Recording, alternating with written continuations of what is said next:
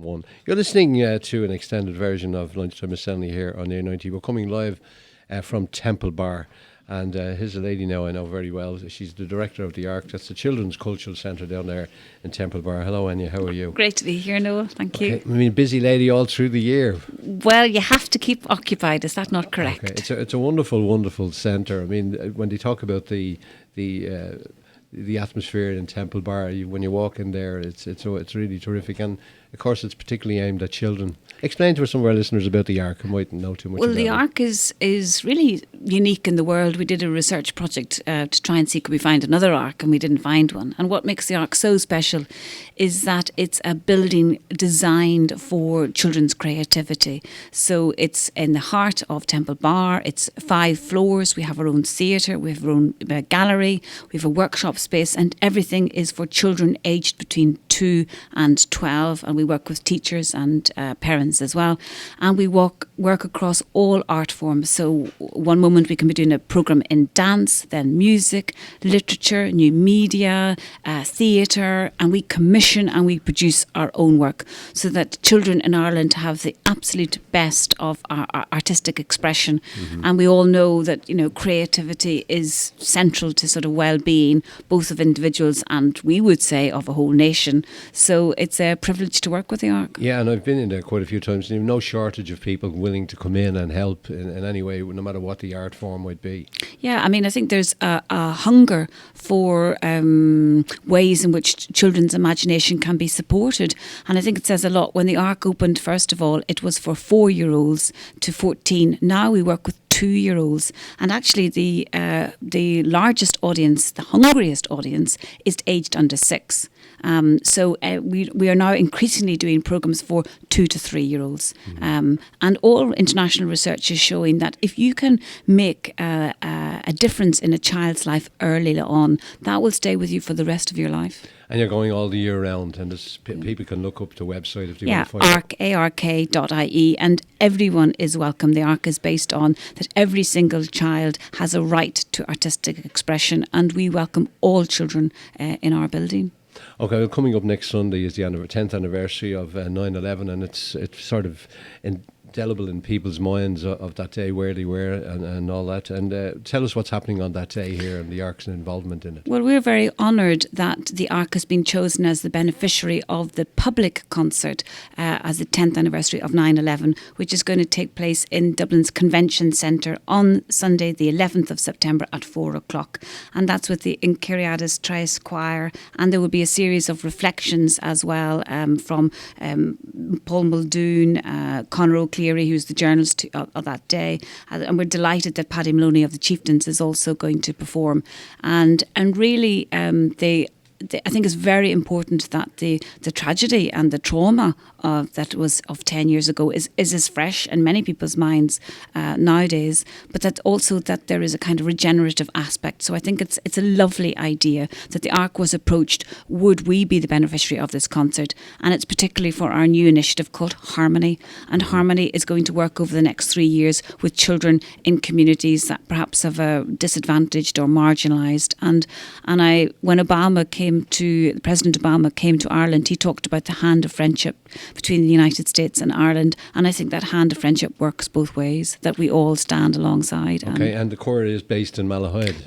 Malahide, yeah, absolutely amazing choir, and with a president, Jerry Fitzsimmons, who's really hard-working, and all the choir has got 120 voices, and they're going to perform Carl Jenkins' The Armed Man and Leonard Bernstein's The Chichester Psalms, and it's great because this is part of a global Sing for Peace, which is all over the world in memory of 9/11. So we would love as many people as possible to be part of that, of this event. Okay, you mentioned the journalist there. I just want to get a little promo as well for the Fizz Fest in Phibsborough, because I was over there on Saturday, and there's a wonderful exhibition from a photographer in the fire station there, in the handball alley at the back of the fire station. It's absolutely fantastic, and it's first hand there, so that's something people can do during the week as well.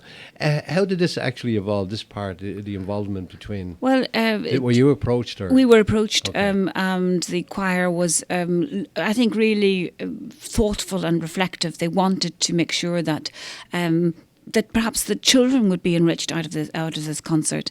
And in the Dublin Convention Centre is a very big venue. It's got over 1,000 seats. So the possibility to maybe make some money and also to reinforce the work of others. And so we entered into conversation and we said that we would be really honoured and privileged. I mean, I would be always...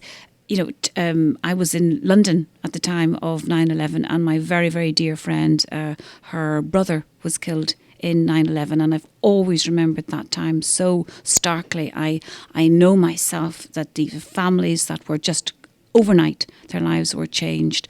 So I would always be very respectful that this was a terrible event in the lives of so many people.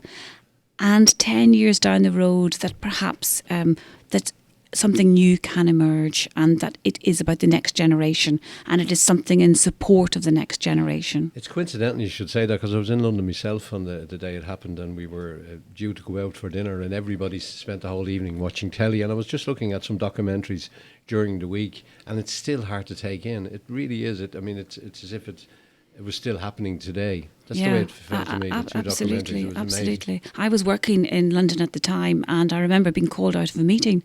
Would I look at the television? I was working with a broadcaster, and I remember I think people gathered in this kind of public space, and there was a chilling silence.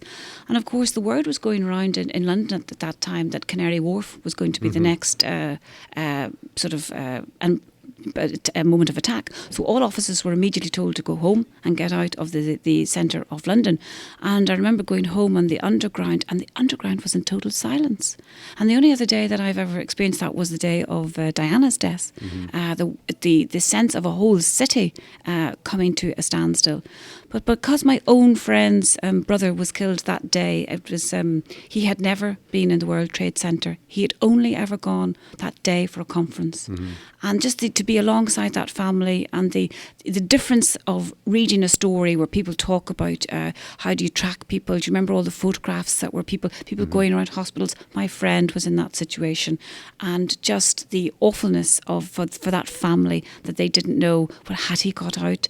And then for many, many weeks and months, the hope, well, could he possibly, maybe somehow or other, and then the moment where you come to realise that actually it isn't going to happen. I remember I was walking around the market. I can't exactly remember where it was, but I was standing outside of a particular shop because the wife was inside, and every one of the stalls just started to be taken down, and everyone was just screaming at each other, and I was going, what the hell's going on here? And I didn't know till I got back, because we were in walking distance where we were staying. We just said, well, we better go, there must be something going on.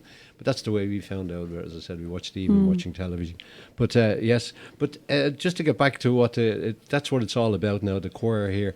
And just looking at it, when you said it was in the convention centre, big place, it needed those 120 members in the choir. It's massive. Yeah, it's a fantastic choir, and just I know their passion and commitment, and we've had a lot of support from Malahide businesses have been buying tickets, and it's just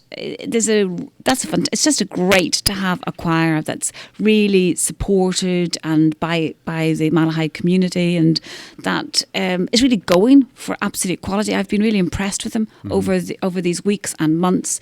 They want this to be Ireland's public event that will stand alongside all of the concerts and commemorations all over the world. This is part of as I say, the Global Sing for Peace, and I think it's brilliant that the Incuriatis Tres Choir have committed that they will lead the way for Ireland. Any idea? I was trying to avoid saying it, and I'm glad you said the name of the choir twice, because my tongue would have been at the back of my head by the time I was finished. Where did the name come from? Any idea? I was hoping you weren't going to ask that Okay. Oh, is the ticket still available? Just say it one more time. Yeah, the tickets are still available. You can either book at Ticketmaster, but tickets will also be available on the day of the concert. The concert is at 4:00, and tickets are €20 and €25, and as I say, the proceeds are going to the Arcs Harmony Initiative, which will be about music for children in communities that have been marginalised or disadvantaged. And it will also be, I think, a really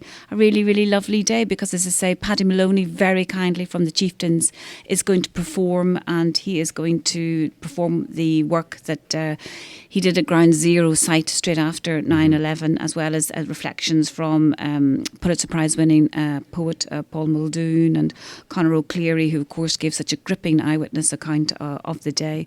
And the music itself is just absolutely magnificent. And I think there's something about the collective experience. It's one of those days, I think, where it really is lovely to come alongside and be together in something that remembers but also commits to the future. And I'm sure you're going to have a sellout. I know we've started off talking about the Ark, and people don't have all the information on that. That information be on the Ark website as well. But and what's coming up in the Ark now? We've got some lovely work coming up. We are going to have a whole autumn and winter of what I call like getting stuck into the creative. So it's a whole set of workshops about literature. We have got this marvellous Cliff Wright illustrated 2 of the Harry Potter books, and he's going to come and give some very special workshops for children, which I think will be really special. We have got Halloween. We've got all kinds of literature events. You can make 3D spooky house scenes, which are also going to be videoed. We're going to have puppetry winter workshops. We're going to have theatre workshops, and everything is about everybody having a chance. And we're also going to try something new.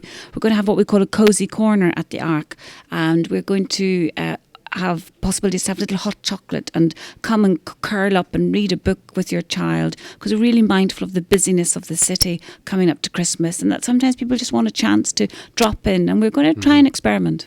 Okay, and it's very popular with the adults as well. I went twice to 2 of the themes, and I remember one of them was all the heroes from yesteryear with all the costumes there. That was really great. Yeah. So I look forward Come to again. I will indeed, especially for the chocolate as well. Okay. Right. We'll have one ready for you. Okay, that's Eina McHugh, Director of the Ark. Thank you very much for joining us today.